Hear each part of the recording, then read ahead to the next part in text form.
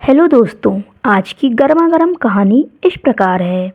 वह मुझे हर समय वो वाला काम करने के लिए बार बार कहते थे। मैं उन्हें मना करते रही, लेकिन एक दिन अचानक उन्होंने मेरे साथ वो वाला काम कर लिया जिसकी मुझको उम्मीद नहीं थी। दोस्तों, आपको यह कहानी मैं शुरू से सुनाती हूँ कि मेरे साथ क्या क्या हुआ। दोस्तों, यह कहानी बहुत ही इमोशनल और रोमांटिक है।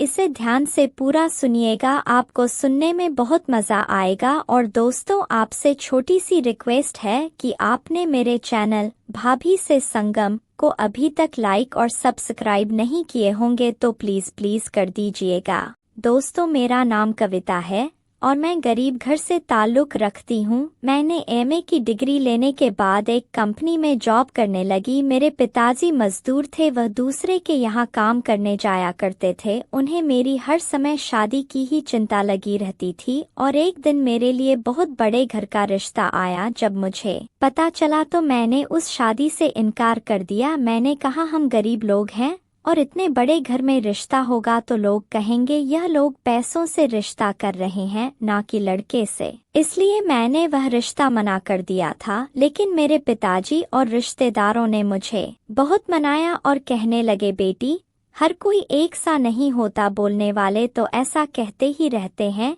यह बहुत अच्छे लोग हैं। और यह कहकर मेरे पिताजी इमोशन हो गए। तब मैंने बहुत सोचा और यह निर्णय लिया कि अब मुझे यह रिश्ता कर लेना चाहिए और मैं तैयार हो गई। जब मुझे लड़का देखने आया तो लड़का सुंदर नहीं था और सांवला था। तब मुझे समझ आया कि उन्होंने मेरी सुंदरता और पढ़ाई को देखते हुए यह रिश्ता करने के लिए तैयार हुए हैं। फिर मैंने यह बात अपने पिताजी को कही। तब उन्होंने कहा, बेटी, हमें कहीं ना कहीं तो समझौता करना ही पड़ेगा। फिर मैंने भी सोचा पिताजी ठीक ही कह रहे हैं और मैं तैयार हो गई।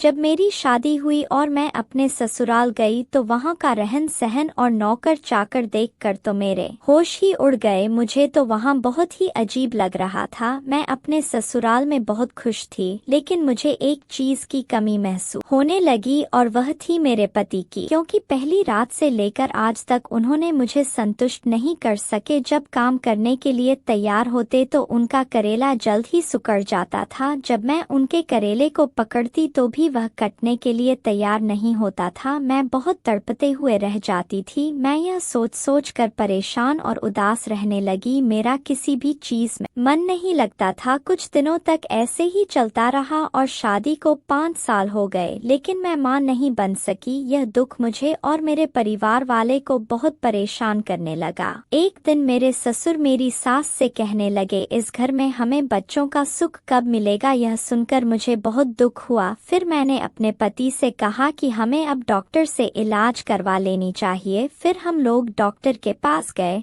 डॉक्टर से कुछ महीने ट्रीटमेंट चला, लेकिन इससे हमें कोई फायदा नहीं मिला।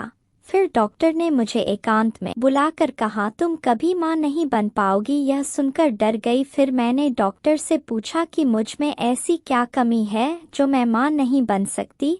तब डॉक्टर ने बताया कि यह कमी तुम्हारे में नहीं बल्कि तुम्हारे पति में है। यह सुनकर मुझे बहुत दुख हुआ और मैं परेशान रहने लगी। मुझे ऐसा लगने लगा कि अब मैं कभी मां नहीं बना पाऊंगी। जब यह बात मेरे घर वालों को पता चली तो वह बहुत परेशान रहने लगे। उन्हें लगने लगा कि अब हमारा वंश समाप्त हो जाएगा और इस घर कभी बच्चों की किलकारी नहीं गूंजेगी। उस दिन से मेरे ससुर मेरी गुस्सा करने लगे। उन्हें यह मालूम नहीं था कि यह कमी उन्हीं के बेटे में है।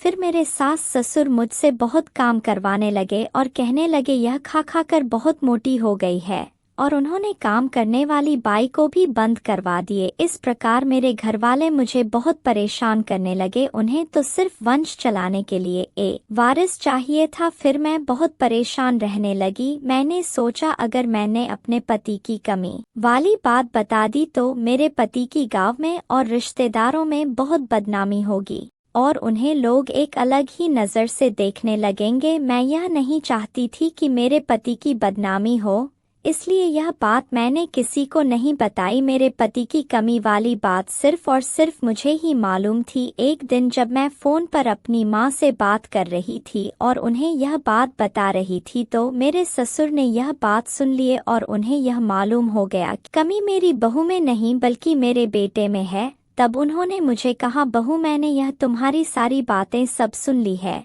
बहू तुम्हें यह बात मुझे पहले ही बता देना चाहिए था, लेकिन मैं यह बात घर में किसी को नहीं बताऊंगा। यह बात सिर्फ हम दोनों के बीच ही रहेगी। उस दिन से मेरे ससुर मुझसे अच्छे से बात करने लगे। फिर पता नहीं मेरे ससुर के दिमाग में क्या चलने लगा। एक दिन की बात है जब मेरे पति और मेरी सास कहीं गए हुए थे और मैं घर पर थी। उस समय मेरे ससुर भी घर पर ही थे। वह मेरे रूम में आए और कहने लगे, बहू कितने दिनों तक ऐसे ही चलता रहेगा? इस घर में बच्चे की किलकारी कब सुनाई देगी? मेरा बेटा तो इस लायक नहीं रहा कि वह बच्चे का सुख दे सके। और कहने लगे, बहू कुछ क्षण के लिए उसकी जगह मैं ले लेता हूँ। यह सुनकर मेरे होश उड़ गए। मैंने कहा कि आप यह क्या कह रहे हैं?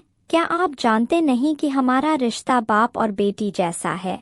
फिर वह कहने लगे, मैं अपना वंश चलाने के लिए यह कदम भी उठा सकता हूँ। मैंने कहा, ऐसा कभी नहीं हो सकता। आप मेरे ससुर हैं, मैं आपके साथ में ऐसा कैसे कर सकती हूँ?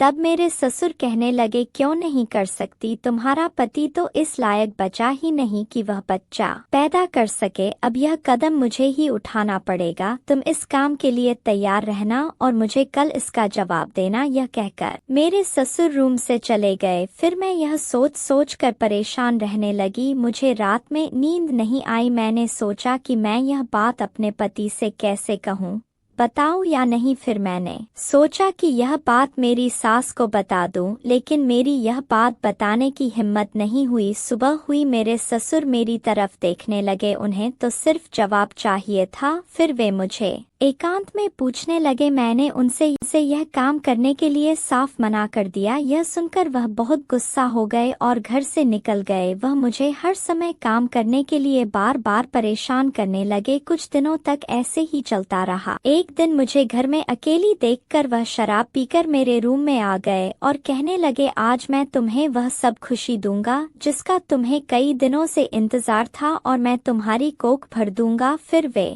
दरवाजा बंद करके मेरे नजदीक आ गए और मुझसे कहने लगे, तुम नहाने के लिए तैयार हो जाओ, मैं आज तुम्हें अच्छी तरह से नहला कर ही रहूंगा। यह सुनकर मैं घबरा गई और डर गई। मैंने उनसे कहा, यह काम मैं करने नहीं दूंगी, लेकिन वह नहीं माने और जबरदस्ती मुझसे कहने लगे। मैं उनसे अपने आप को दूर करती रही, लेकिन उन्होंने मुझे नहीं छोड़ा। मैंने बहुत मना किया, फिर भी वह नहीं माने। फिर उन्होंने मुझे मजबूर कर दिया और मुझ में इतनी गर्मी ला दी कि मुझे उससे नहाना ही पड़ा और मैंने उनके उससे खूब नहाई। फिर उन्होंने मुझे अच्छी तरह से नहला दिए और मेरे शरीर की गर्मी शांत हो गई। वह सब कुछ किया। यह बात सिर्फ मेरे और मेरे ससुर के बीच ही रही। घर में किसी को यह मालूम नहीं चला। कुछ दिनों के बाद मैंने एक बेटे को जन्म दिया और घर में खुशियां आ गई। मेरे पति को लगा कि यह मेरा ही बेटा है। इसके बाद मेरे ससुर ने मुझे उस नज़र से कभी नहीं देखा। दोस्तों, आपको यह कहानी कैसी लगी कमेंट करके ज़रूर बताइएगा। और आपने चैनल को सब्सक्राइब नहीं किया है तो चैनल को सब्सक्राइब करें। मिलते हैं इसी प्रकार की रोचक और मज़ेदार कहानियों के साथ अगले वीडियो में।